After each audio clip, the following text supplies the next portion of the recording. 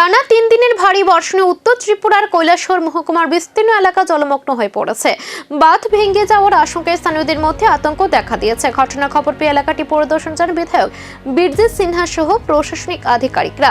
প্রশাসনের পক্ষ থেকে বাঁধ রক্ষায় মাটি ভর্তি বস্তা সিমেন্ট ফেলে জরুরি ভিত্তিতে কাজ শুরু করা হয়েছে। অভিযোগ, এই পরিস্থিতির স্থায়ী সমাধান প্রয়োজন, শুধুমাত্র অস্থায়ী ব্যবস্থা নিয়ে দীর্ঘমেয়াদী সুরক্ষা সম্ভব নয়। পরিদর্শন শেষে বিধায়ক জানান, বাঁধের বর্তমান অবস্থা অত্যন্ত উদ্বেগজনক।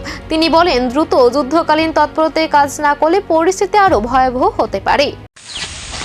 খবর নিতে এসেছি, কারণ এখানে পঞ্চায়েতে যারা আছেন তারা আমাদেরকে রিপোর্ট করেছেন, যার জন্য পঞ্চায়েত সমিতির ভাইস চেয়ারম্যান সহ আমরা এক টিম এসেছি যে এখানে লাটিয়াপুরার যে বন্যা নিয়ন্ত্রণ বাঁধ, এটার অবস্থা ভালো না।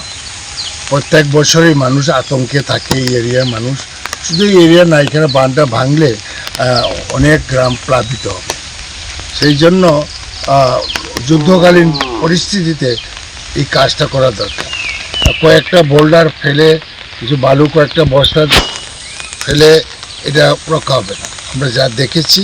সুতরাং এখানে ঊর্ধ্বতন কর্তৃপক্ষ সব মিলিয়ে মনু নদীর জলস্তর বৃদ্ধি ঘিরে গৌরনগর এলাকায় তৈরি হয়েছে চরম উদ্বেগ। প্রশাসনের নজর এখন বাঁধ রক্ষায় জরুরি কাজের দিকে।